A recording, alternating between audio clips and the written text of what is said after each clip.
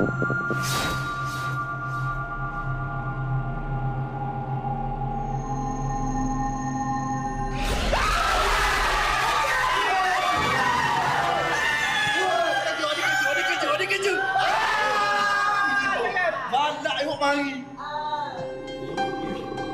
rasa aku tahu siapa Asla. Asla.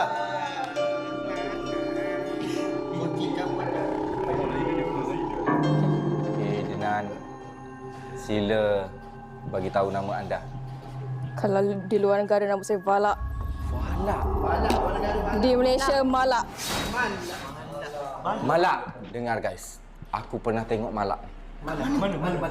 Saya ingat aku kalau siapa peminat cerita P. Ramlee.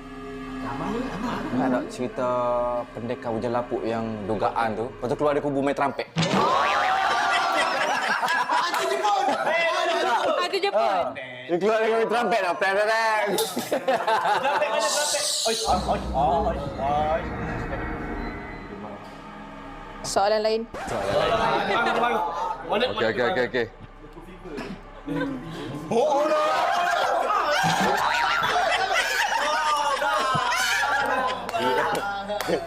Satu, dua, tiga. Cuba.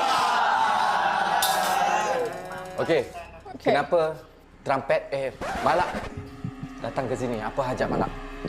Malak nak cari siapa yang buat Malak mati. Malak. Masa tu Malak nak pergi luar negara. Tapi kapal terbang terhempas.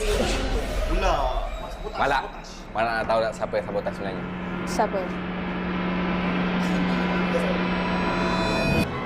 Dia kata partnership dengan Malak sangat membosankan. Betul ke? Okey, Malak. Ada trademark? Malak ada trademark. Buatlah. Oh, enggak pasal tak ada. Malak ada key. Okey. Pula. Lepas tu? Confidence is the key. Malak ada key. Confidence is the key. Confidence key watak lain. Oh. Satu, dua, tiga. Cuba.